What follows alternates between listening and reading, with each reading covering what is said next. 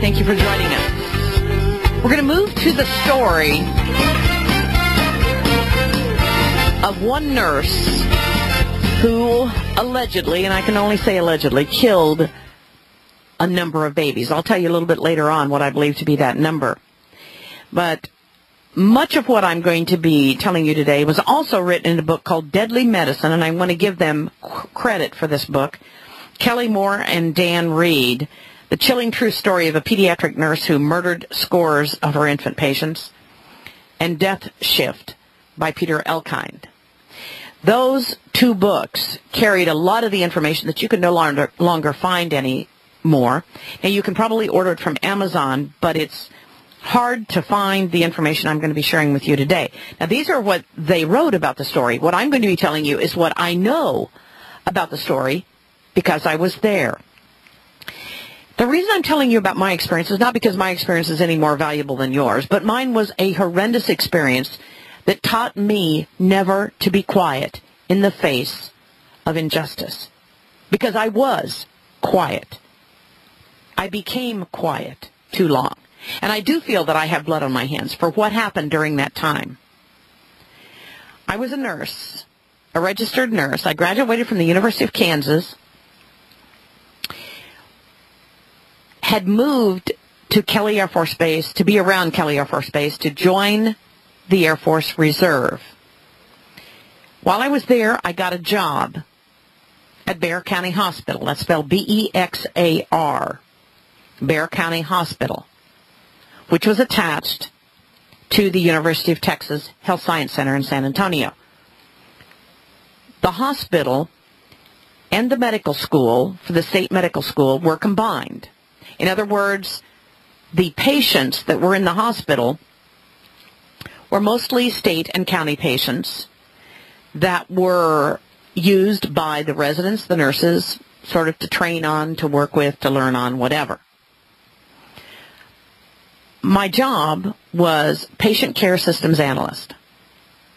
My job was to go around every day, alternating in various units to find out if the government standards for Medicare, Medicaid were being met. In other words, let's say Medicare says that they will have documentation every day on their chart from a physician. Then I would check every day to make sure that a physician was documenting on that chart. That was pretty simple kind of thing, but that's just to give you an example of what I did. So I did not wear a uniform. I wore street dress.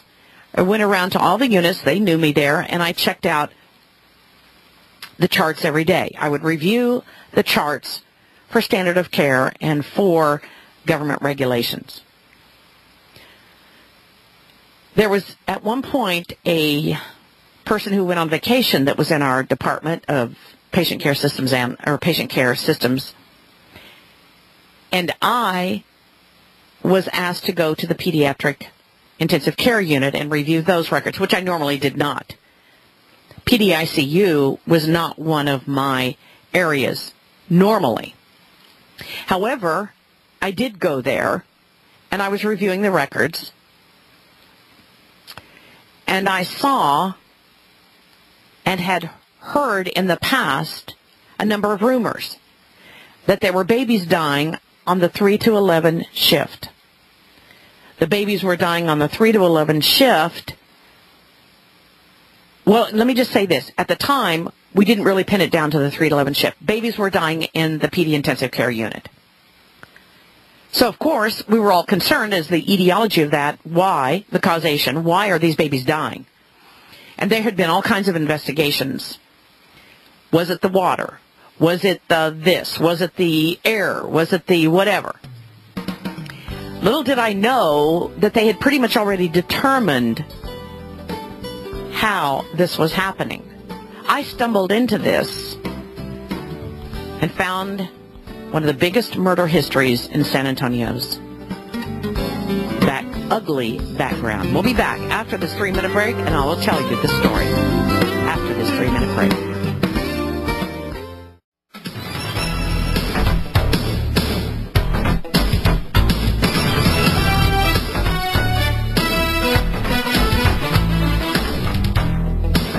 Welcome back to Power Hour. Whistleblower. Thank you for joining us, caring about your world. We're talking about one of the biggest murders, one of the most unbelievable murders that has ever taken place on a number of babies. Now, the reason I'm telling you this is really twofold. Number one, to let you know that this kind of thing happens, that is covered up in the medical communities. And number two, to inspire you to never, ever stand down if you know something that is going wrong. If you know there is an injustice, speak out, regardless, because you don't want to live the rest of your life knowing, I could have done more. You do not want to live with that, I guarantee you, because I know what that feels like.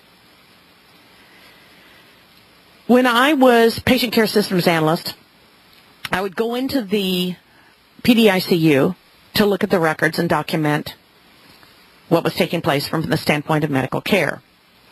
I had heard the rumors from the nurses there that babies were dying, that should not have been dying. The PDICU, San Antonio's PDICU, had about 6 patient rooms there, baby rooms. Now, these were really sick babies. These were babies that had been discharged from the hospital after birth, but for some reason had to come back to the hospital. So there were 6 rooms, a couple of nurses stationed, a report room, a bathroom, and a storage area in the PDICU. That was what consisted of the PDICU. And as I reviewed the records, I started to see one thing, and that is, and this was my own detective mind doing this, I looked at when the murders were occurring. They were all occurring on one shift, the 3 to 11 shift. Now, babies don't always die on a 3 to 11 shift. There's something wrong here. It should be equally spread out among all the 3 shifts of nursing, 7 to 3, 3 to 11, and 11 to 7, but it wasn't. Top heavy on the 3 to 11 shift. Then I began to look at who was taking care of those babies. And it happened to be one of the unit's finest nurses, Genene Jones. At least that's what people like Pat Belko, who was the head of the unit there, would say. Genene Jones, who was an LVN at the time, and always has been, at least she lost her license, but she was a licensed vocational nurse in the state of Texas. They thought she was the best nurse.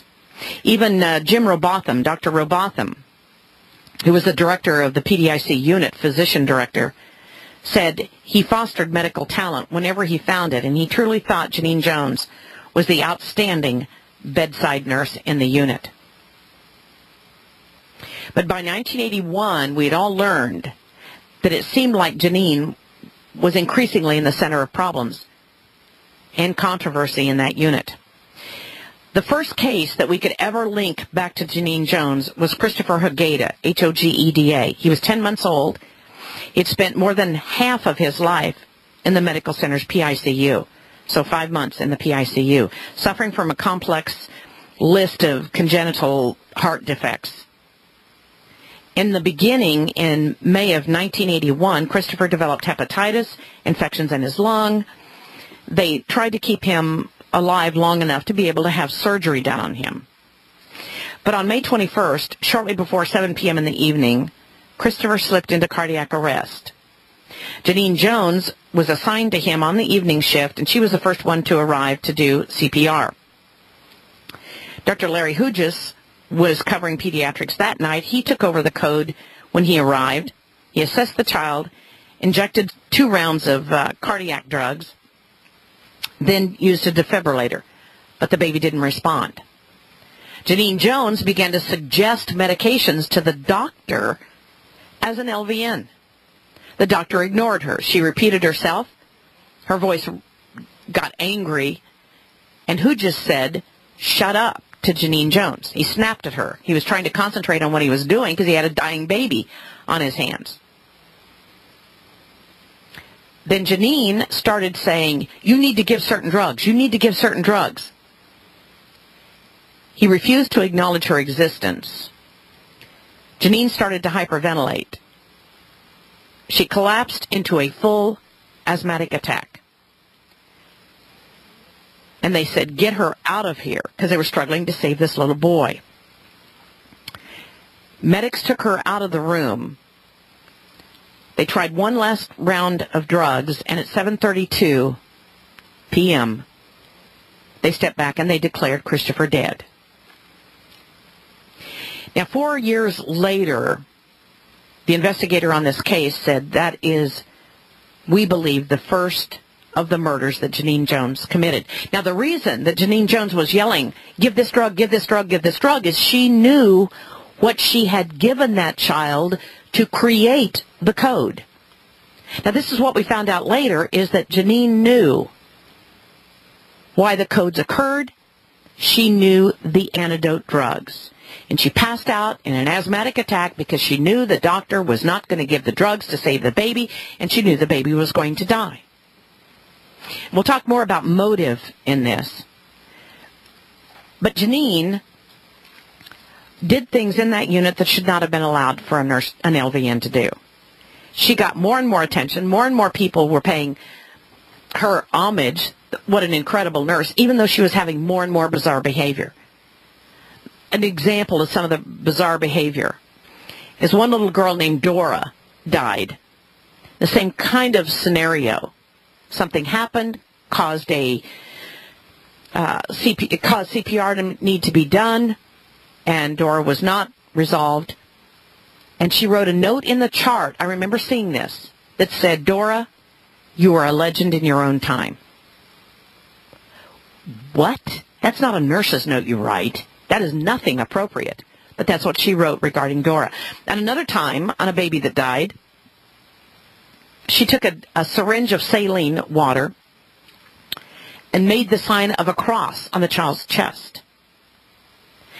Now, some days she would come in on shifts that were not her own, like on day shift or night shift, and she would demand to see the babies and take care of them. But this is so bizarre. Everything I'm telling you, if you're a nurse or a physician, you're saying, this is so bizarre. Why didn't somebody notice this? Well, they did, and they complained. And we complained. Then we started noticing that drugs were missing. Things were taking place that were bizarre, even more bizarre, that could have been documented. Then the hospital realized they had a problem. There were too many babies dying. And they didn't know how to deal with it, they said. They couldn't accept what they were seeing. And there was one baby named Joshua Sawyer that in the manner in which he died, it was so obvious that it should have been related to Genene Jones, that there should never have been any deaths after Joshua Sawyer. However, they continued. The hospital decided that they needed to do an investigation. They called together a number of people in the upper echelon. They tried to figure out some plan. They had people that were supportive of Genene. They had people that were not supportive of Genene.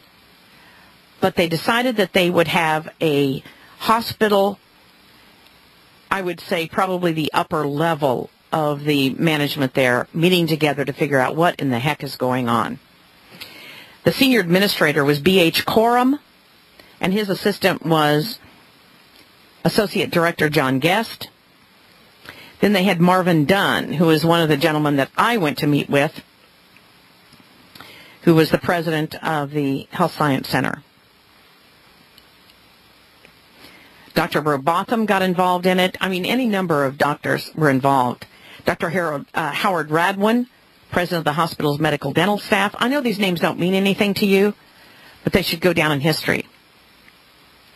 But day after day after day, there were babies dying that should not have died.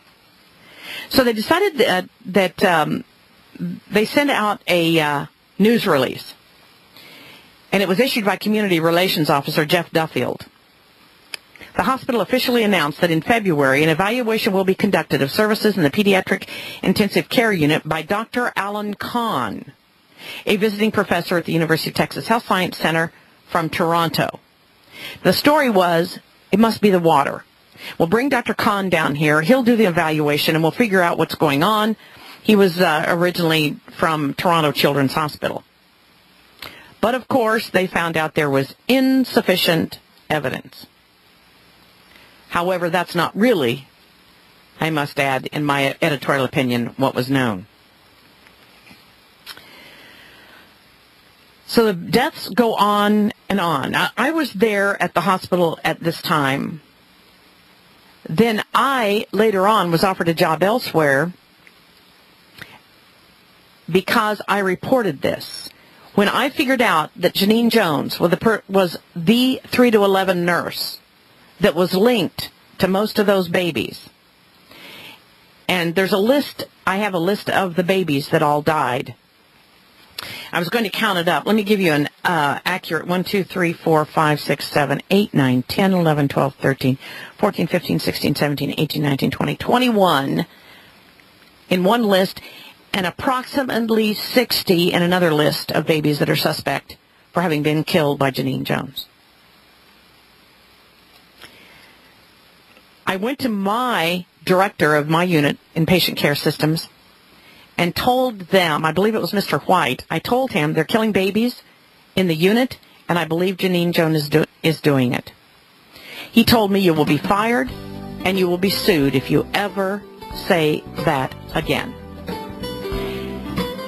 There was another doctor I told who was the physician in that unit, a one-star general, I believe he was one-star General Spurgeon Neal, that I went to.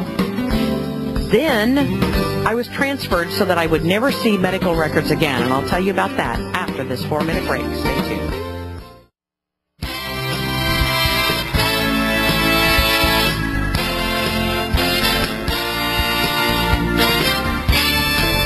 Welcome back to Power Hour. Thank you for joining us, caring about your world. We're talking about the case of Genene Jones, largest murder case in the state of history, or the state of Texas, in the history of Texas, and yet you don't hear anything about it. We were at the point where I had reported the fact that I believed it was Genene Jones that was killing these babies. I was told that I would be fired and sued if I ever said anything again. I was transferred to the education department where I taught real important things like hand washing to the nurses. And at that point, I was given a position which required a job with a master's degree, which I did not have. But I was given the job anyway. The purpose was to move me away from patients, to move me away from medical records. I would never see a patient or a medical record again if I was teaching hand washing to nurses. And that was their goal, was to remove me. And I didn't realize it at the time. I mean, I thought, wow, I'm in the education department. I must be really good. Well, all this comes down to the point in March 2nd of 1982 when the hospital's top administrator for nursing, Virginia Musso, who I also had gone to tell what I thought, Virginia Musso called a meeting in the PDICU and told everybody how great they were there, how wonderful work they were doing, and that Dr. Kahan had been in to do a study in the unit, and they were going to, as a result of his recommendations, remove LVNs from the ICU because they needed to have an only RN staff.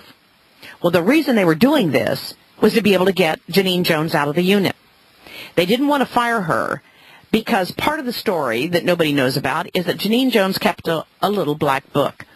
This little black book is every resident that was that did something wrong, every fellow that did something wrong, every medical student that did something wrong, she would write it down.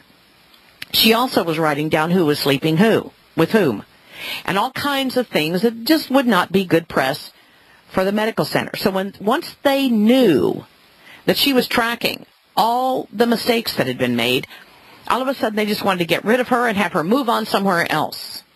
Now understand, we're talking about an LVN who had literally been involved in the killing of many babies. Now it got to the point where we even heard one time a statement, lock up the succinylcholine, Genene Jones is on tonight. I mean, it was that well known in the hospital. Lock up the succinylcholine, which nowadays, succinylcholine, which you give IV, is essentially curare that they have in Africa, which poison-tipped darts, it makes you totally unable to breathe. In other words, your brain is still working, you can't breathe. Well, succinylcholine was one of the drugs of choice. And she knew how to reverse succinylcholine So many times she would reverse it and then get all kinds of accolades of, wow, you saved that baby's life. But too many times she didn't save their life and they died. So the number of how many people she must have done, how many babies, innocent babies that could not defend themselves that she did this on, we will never know.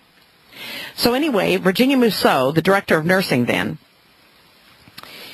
Mousseau, Virginia Mousseau, held a meeting, told them how great they were, and said, oh, by the way, we're going to have to remove all of the LVNs from the ICU because we will find you jobs elsewhere or whatever.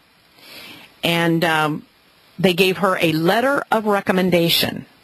They gave her a standard letter of recommendation, and Nurse Pat Belko signed it, everybody knowing full well what was going on there. So the LVNs were moved out of the unit, and by March 13th of 1982, Genene, who had only 3 more shifts to work in the PDICU, did another baby. And that was the baby Dora I told you about. I don't want to go into all these stories. I gave you one. It's horrible. It's horrible, absolutely, what happened to these babies. Then, 2 days later on March 15th, Suzanne Maldonado, who was another nurse there that I knew, arrived for her 11 to 7 shift, and she had sort of figured out what was going on also. And there was a note in her box that said, or in her mailbox that said, you are dead. And Susanna Maldonado showed that to Pat Belko. The head nurse took a pen, obliterated the message, and told her not to worry about it. Then, the next day, another note appeared in Susanna Maldonado's mailbox, and on a different kind of paper, someone had printed in block letters the word soon. In other words, you're dead soon. March 17th was the last day that Genene was in the unit. She picked up her paycheck. She said goodbye. She left the hospital. Then the hospital administrators congratulated themselves, and the publicity department spread the word about the medical center is going to newly recognize its facility for critically ill children. All is good now that Genene has left. But it wasn't good. Let me tell you what happened after she left. It even gets worse. We'll be back after this 3-minute break with the Power Hour. Stay tuned. This is Joyce Riley, 29 after the hour.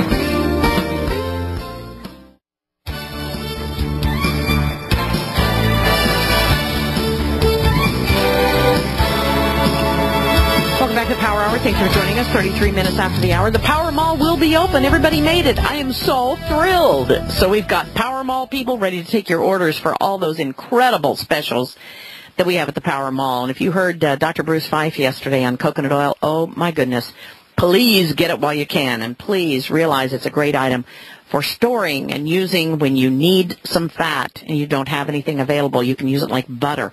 So please call the Power Mall, 877-817-9829. And congratulations to everybody for making it in today. They really went above and beyond. So please call the Power Mall, 877-817-9829. Let me get back to the story of Genene Jones. One of our listeners also told me that she has seen the movie on Lifetime. There was a 1991 movie made of this called Deadly Medicine. Suzanne Rutan played Genene Jones, and it's been on the Lifetime movie channel. Thank you, Kathy, an avid listener. Thank you for that information. I have not seen that, and I certainly would like to see it. A lot of this information comes from Deadly Medicine by Kelly Moore and Dan Reed, books written on the subject. If you can get that book, you will be absolutely on the edge of your seat all the time. You're going to hear so much more than what I can tell you about. But let me go back to the time, though, that they realized it was Genene Jones. They told Genene, basically, that she could no longer work in the ICU, and she said she didn't want to work anywhere else if she could not be in the PDICU. She was leaving. So from the time that the first suspicions were raised, they started bringing the physicians that were in that unit, did the right thing, and started bringing the information to a doctor called Dr. Franks. He had ruled the problem a nursing administrative matter that could result in a libel suit if the hospital had unfounded accusations or insinuations. And that created a problem because they would not go forward to law enforcement. Genene Jones took her left the hospital March of 1982. she went to Kerrville, Texas, and we'll get into Kerrville, Texas.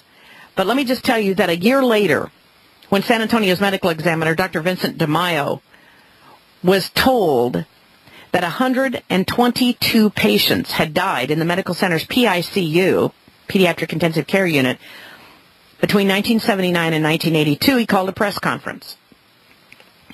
Now, there's a lot more than I can tell you about this story on the air, but there was some involvement here. Medical examiner's office, the hospital, all kinds of things taking place at this time. But anyway, he did announce there were 122 patients that died at the medical center PICU from 79 to 82.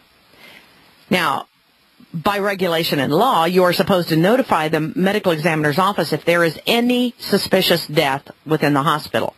That was never done. They had not reported one of those 122 suspicious deaths.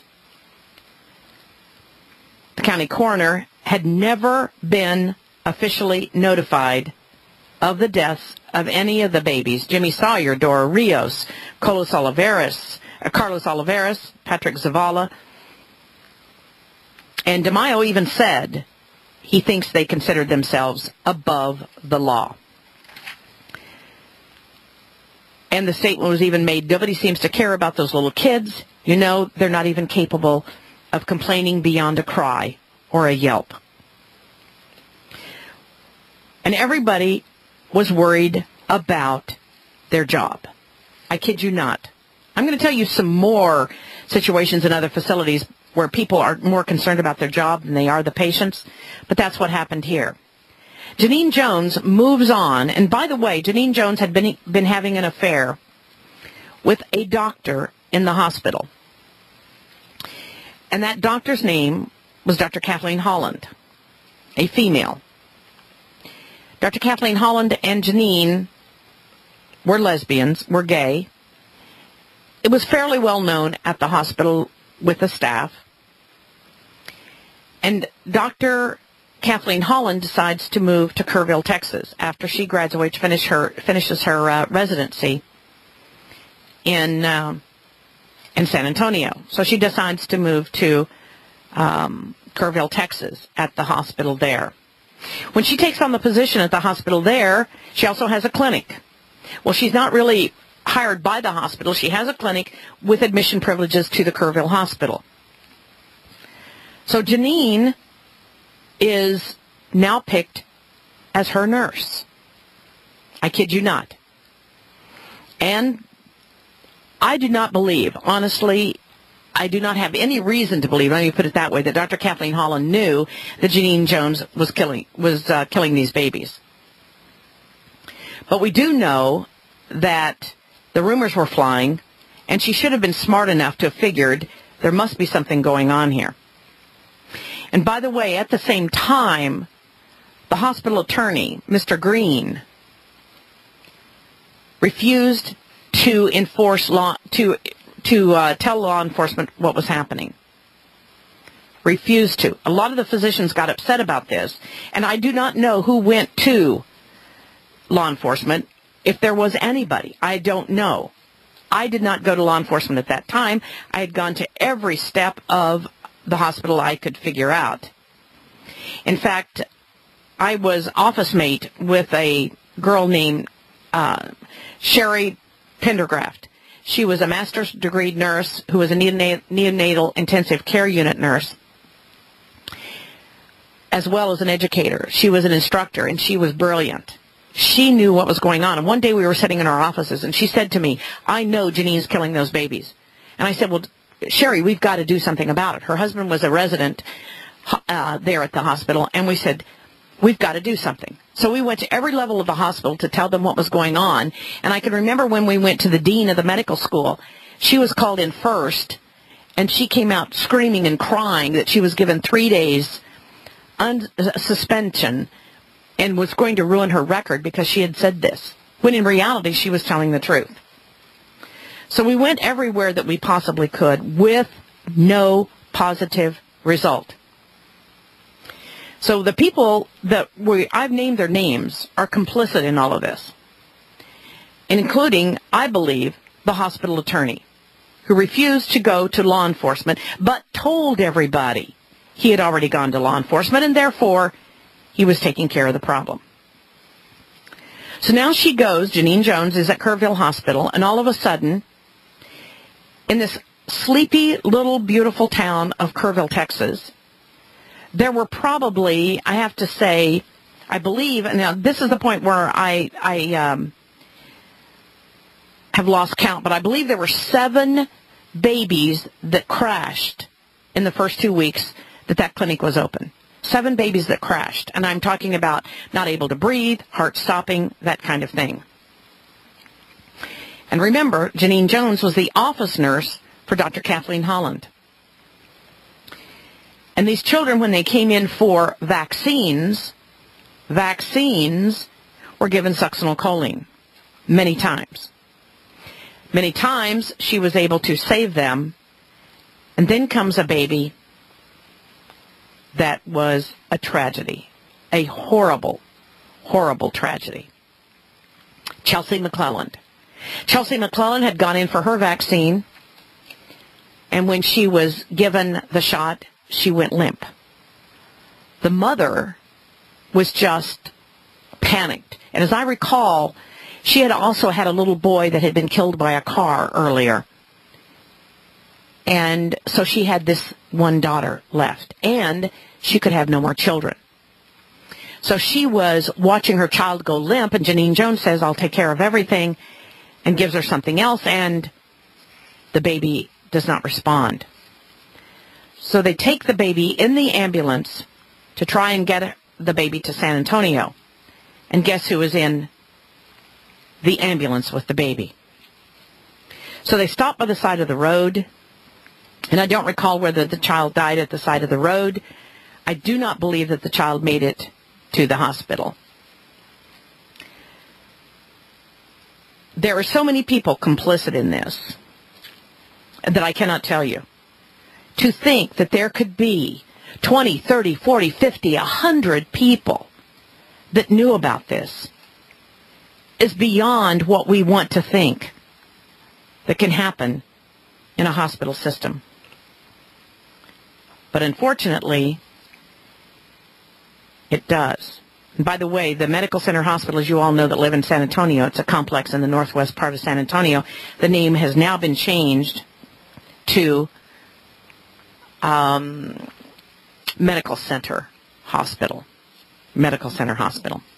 So now there is a convening of a grand jury. Now, at this point, I had moved on and had been given a director of nursing at a hospital away from the medical center. So I was out of the medical center, director of nursing, thinking I just frustrated myself. I could not find anyone to listen to me. They told me I was the crazy one. And so one day I'm listening to the news, and I hear on Channel 5 in Houston, in San Antonio, announced, ladies and gentlemen, breaking news, the largest murder case in Bexar County history. Grand jury is convened. Genene Jones has been indicted by the grand jury for murder. And I fell to my knees and I began to cry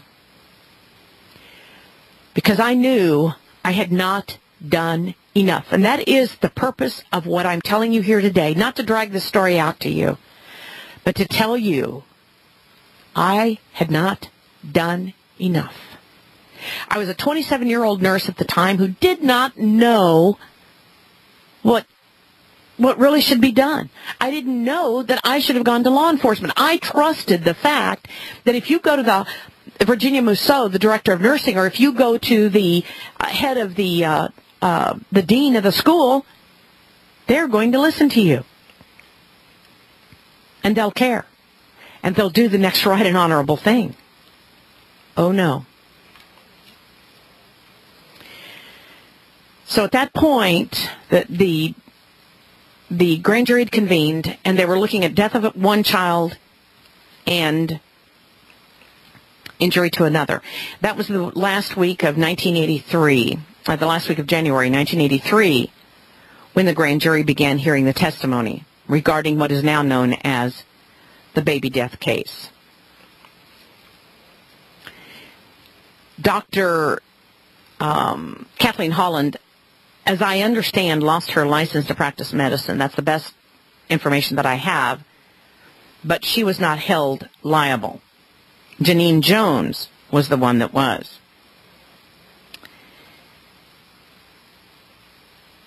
And the people involved in this, B.H. Coram, Marvin Dunn, Virginia Musso, Pat Belko, Judy Harris, all names of people that were involved, were kind of like innocent, nice people that got caught up in this and didn't say anything when they should have.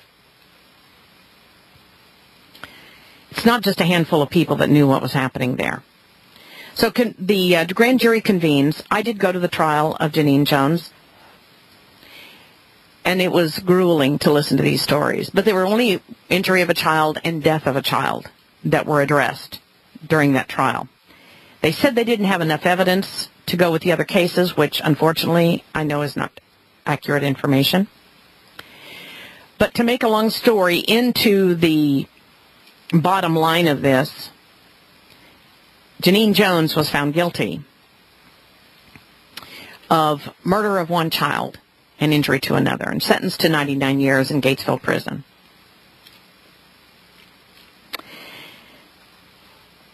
She is still in prison, but she is up for parole in 2017. That is, unless we can resurrect some of the cold case files against her of these other babies. Remember, there's no statute of limitations on death, on murder. And so there may be the potential of some cold cases. I have been contacted by some other people that are interested in pursuing this, and perhaps with all the information that we all have together, it might happen. Succinylcholine was one of the lead drugs that she used in killing these children. And like I said, your brain is okay, but your respiratory system shuts down. Now the question is, why did Genene do this? So we go to motive. It has been said, a number of things have been said. Retaliation, that she had an ego, that she was a Munchausen's by proxy, which Munchausen's means that you want to get attention for being sick and you're really not sick. And you like to have them do procedures on you. Some people have called Genene Jones Munchausen's by proxy, that she liked to see other people sick and hurt them and then make them well again and then get credit. She had the biggest ego of any nurse that I have ever seen, and I call it a fractured ego from knowing her. A fractured ego. That if she were to do something for a baby, she wanted attention. Like, let's say she could get a central line in, and she was not supposed to be doing central lines. Those are for physicians. Physicians do central lines. But they would let her do all kinds of things. Or arterial line. I'm sorry, not a central line, an arterial line. And they let her do all kinds of things. She had the reputation, quote unquote, of being able to put an IV into a freaking fly. That's what everybody said and the doctor said. So they gave her too much credit. But if somebody said, Genene, why did you do that? Or Genene, you shouldn't have done that, she would have this horrible attack of ego to where she would then go and crash a baby. She would crash a baby in retaliation for somebody talking bad about her so that she could then get credit and kudos. Wow, Genene, you were awesome in the way you saved that baby. And she loved to have that kind of attention. So she would take a baby's life or risk a baby's life. Now remember, there were 122 questionable deaths at that hospital. My information is, and I will tell you this, I did become the nurse investigator on that case with attorney Tom Stolhansky for the plaintiff cases. I was hired to go in and review all the hospital documents, all the existing documents on that case, which I did it for, I believe, over a year. Everything I could get my hands on with that case. And we found that there were many, many more deaths than the one that she was convicted of and the injury to a child. One example is a doctor came in and saw a baby that was bleeding out. He said from over 200 places in its body. Bleeding out of its skin, bleeding out of its nose, its mouth, bleeding out of every orifice of that child's body. And there is a there is a diagnosis of DIC. It's given to babies that just bleed out. And so they thought it was just a case of DIC that they were seeing, where you don't coagulate, the baby doesn't coagulate. This doctor realized something is wrong here. This is not DIC. Somebody has done this. Let me tell you after the break the amazing story this physician told in court and the risk he took, knowing that if he gave the wrong drug, it would kill that little baby, that baby boy. I'll tell you about that after this 1 minute, 10-second break.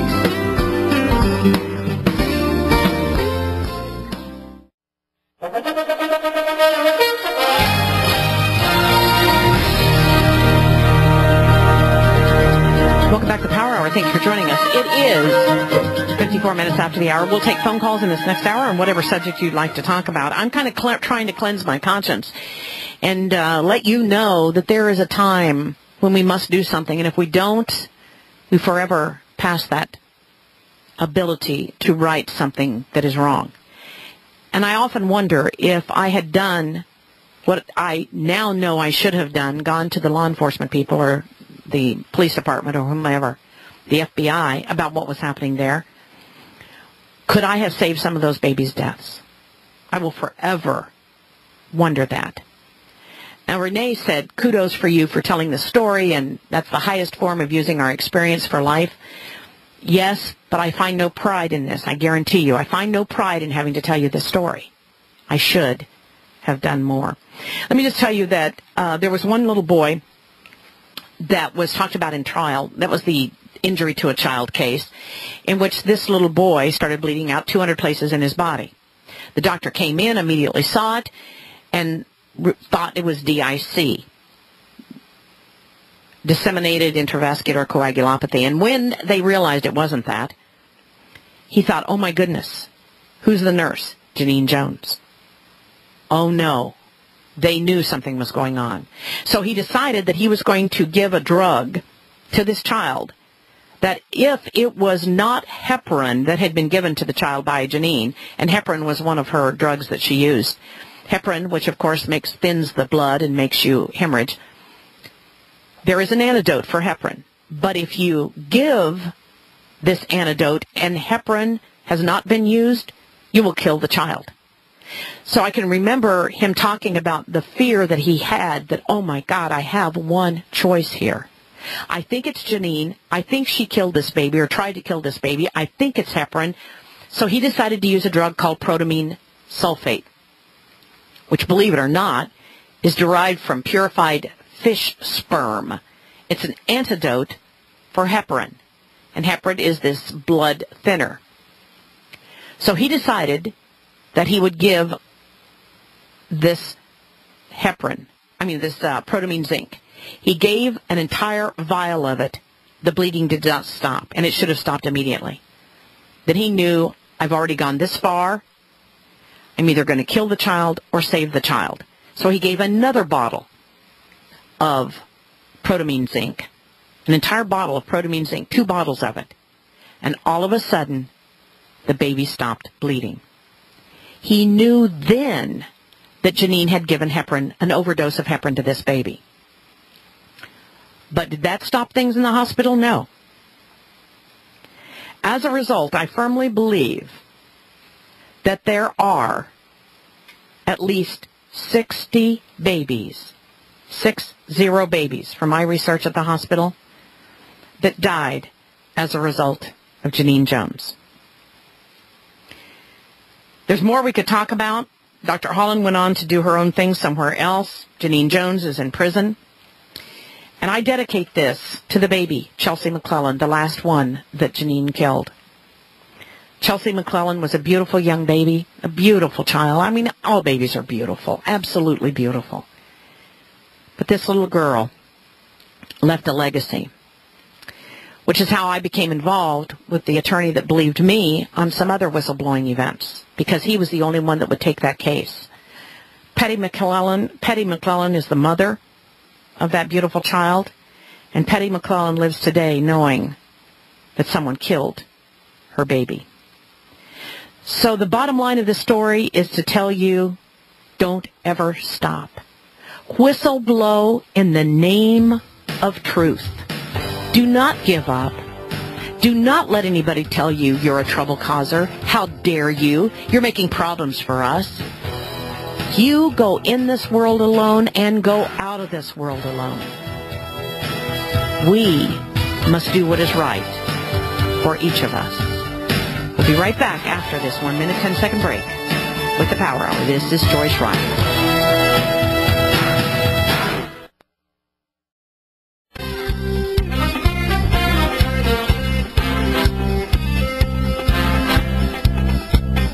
Welcome back to Power Hour. Thanks for joining us, caring about your world. I'm talking about Genene Jones, the baby killer. And that's what she's known in prison as, the baby killer.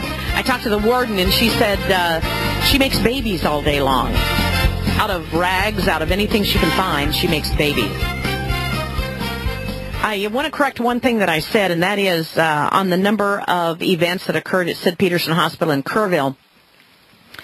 There were 4 cardiac arrests or respiratory arrests that Genene apparently contributed to in the space of 4 weeks. 4 in 4 weeks. And in the past 10 years prior to that time, there had never been a respiratory arrest in a doctor's office. And then they had 4 in 4 weeks inside a doctor's office, which was why they began to realize it was Genene. Sid Peterson Hospital is responsible for the bringing of Genene Jones to justice. The hospital in San Antonio, by the way, gave her a good referral. One day I was in there talking to the director of nursing after all this had taken place, and she said, I've got to take this call from the prison at Gatesville. I happened to be there at the time. This is so bizarre. And there was a new director of nursing. It was not Virginia Mousseau at the time. And it was the prison at Gatesville. She had her on the speakerphone, and she says, we're calling from Gatesville Prison. We'd like to get a recommendation for a Miss Genene Jones to work in the infirmary of Gatesville Prison. And Nora, the lady who was the director of nursing, said, do you know who this woman is? And I think that's all she said to her. She was wanting to work in the infirmary again, in the medical complex. Can you imagine that? And by the way, on Chelsea McClellan, let me just tell you the note that Genene Jones wrote in the chart at the time of the death of Chelsea McClellan. CPR discontinued, parents informed of death by Dr. Holland, baby transported from Comfort, that was the city where they were at the time, to Sid Peterson Hospital by EMS and myself, and taken to the morgue. I would have given my life for her. Goodbye, Chelsea. Now, that's the kind of bizarre notes that were written in charts that we began to see, and we were screaming from the rooftops, this is not normal for a nurse to do this. One time, there was one of the babies that had died at the hospital in San Antonio, at Bexar County Hospital, now Medical Center Hospital.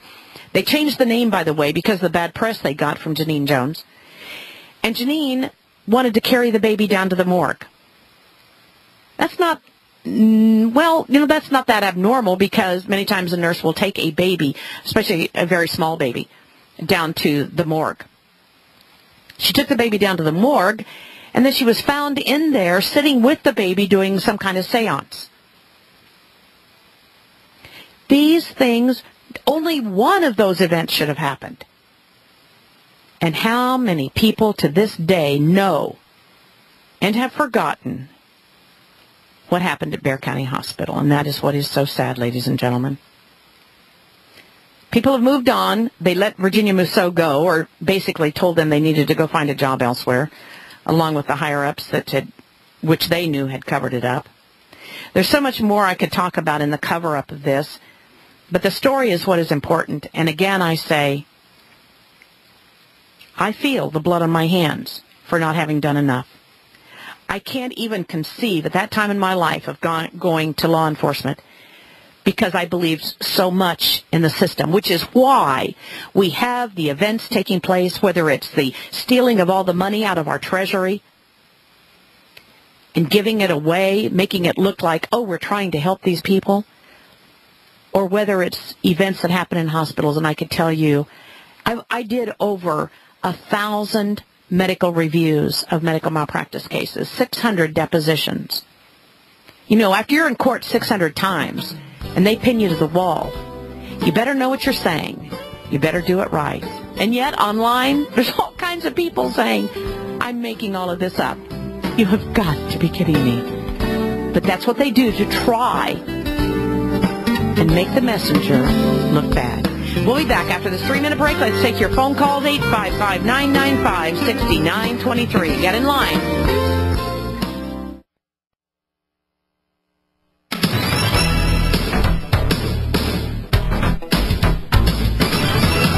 Welcome back to Power Hour. Thank you for joining us, caring about your world. You know, the appropriate thing almost is to cover up situations. People have jobs that are literally damage control to cover up situations. That's what a lot of attorneys do. And there was a lot of legal stuff that went on in this case that was just horribly wrong. But I want to tell you one other situation that occurred before we go to the phone calls. And get your phone call in at 855-995-6923. I'd like to talk about some, whistleblowing events, if you don't mind, and what it takes to have the motivation to do that.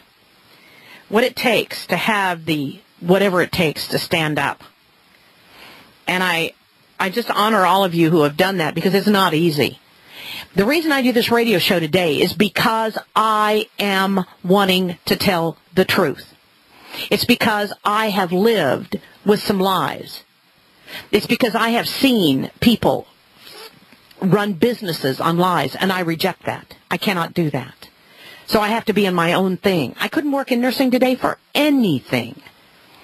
Let me tell you one last situation with Genene Jones as to how prevalent this information was that she was killing babies in a hospital that wouldn't do anything about it. Great big huge hospital, Texas, the University of Texas Health Science Center. That's huge. In Bexar County Hospital. If you know where it is, look it up. Look at a picture of this place. It's not some little place where they could keep a secret. Too many people had to be involved. So when you tell me, oh no, somebody would have told the truth. How many people do you hear talking about this situation? And there were hundreds of people involved in it. There was one baby in an ICU that I just absolutely felt such love for. I don't know why, but just such emotion for this little girl. Her name was Angela. She had been injured in I believe her father had hit her in the head. And it was a horrible situation, abuse situation.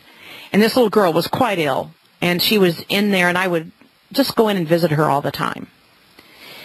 And I remember every day that I was at work, I'd just go by and drop by and see her. I don't know why she fascinated me so much. So I would make rounds, look at Angela, just tell her hello. We love her. We want her to get better. And I knew she was so sick that she wouldn't be leaving the hospital for a while. I went on Christmas vacation, went home to Kansas.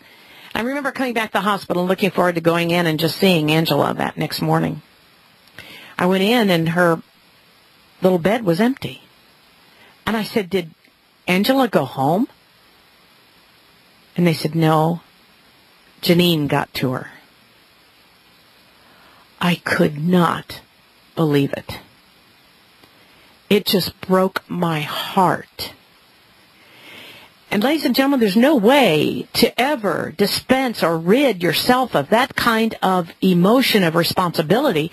And I don't want to see people experience that. I mean, I'm telling you from my heart, if you know something about what's happening, we've got to turn this world around to where it's popular to say, no, I will not lie, rather than, it's my job. No, it's not your job to lie or be immoral to another human being. So we have to proceed, ladies and gentlemen, from the perspective of we got to turn it around and tell others. That's why I'm telling my story to you. I'm not proud of this, believe me. And for nurses that go through these kinds of events and cover up for them, you'll have to live with it is all I can say. And it's not fun.